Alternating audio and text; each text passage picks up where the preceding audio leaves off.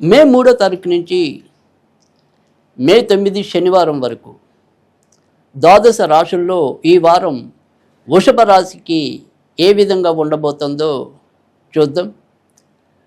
వృషభ రాశి వారికి అధిక ధనం వ్యయం, ఆకస్మిక ప్రయాణాలు, ఇతరులతో చిన్న చిన్న వైరుధ్యాలు ఈ వారం ముఖ్యంగా ఉండే ఫలితాలు. అయితే వృత్తి ఉద్యోగాల్లో గౌరవ మర్యాదలకి ఎటువంటి భంగం వాటిల్లదు. దూర ప్రయాణాలు చేయాలి అనుకుంటే కనుక సాధ్యమవుతుంది. అంతేకాకుండా అనుకోని ప్రయాణాలు కూడా మరి కలిగే సూచనలు కూడా కనిపిస్తున్నాయి.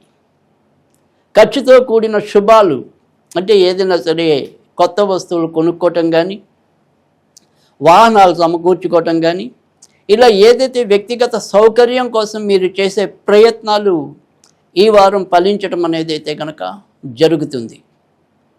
అయితే ఎక్కడా కూడా ఈ వారమంతా విశ్రాంతి లేకుండా ఏదో రకమైన బాధ్యతలతో సతమతం అవటం అనేది కూడా అదే విధంగా కనిపిస్తోంది. కొత్తగా వివాహం కావాలి అనుకునే వారికి ఈ వారం పెద్దగా ఉపయోగకరంగా ఉండే పరిస్థితి కనిపించడం లేదు. అలాగే భార్యాభర్తల మధ్య కూడా చిన్న చిన్న అంతరాలు ఏర్పడే సూచన అయితే ఉంది. అయితే ఎవరైతే ప్రేమ వివాహాలు చేసుకోవడానికి పరితపిస్తున్నారో వారికి సంబంధించినంత వరకు మాత్రం విజయం లభించే సూచనలు అయితే కనుక ఈ వారం ఉన్నాయి. కనుక అందుకు సంబంధించిన ప్రయత్నాలు చేసుకోవచ్చు. ఇక ఇప్పటికీ విదేశాల్లో ఉన్న వారికి అయితే కనుక వారు ఈ వారం అభివృద్ధికి బాటలు వేసేగా కొన్ని పరిస్థితులు ఏర్పడటం అనేది అయితే కనుక కనిపిస్తుంది. ఇక సంతాన విషయాల్లో ఎంతో కొంత ఏదో రకమైన చిన్న చిన్న ఇబ్బందులు, అసౌకర్యాలు ఉంటాయి. ఇక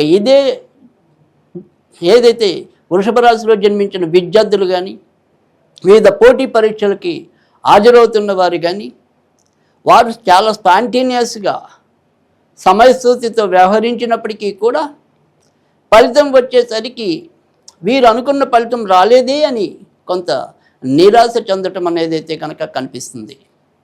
అయితే ఏదైనప్పటికీ కూడా అలాగని నష్టపోయేది కానీ, అసలు ఏమాత్రం కూడా అనుకూలత లేదని కానీ చెప్పడానికి ఆస్కారం ఎంతమటుకు లేదు.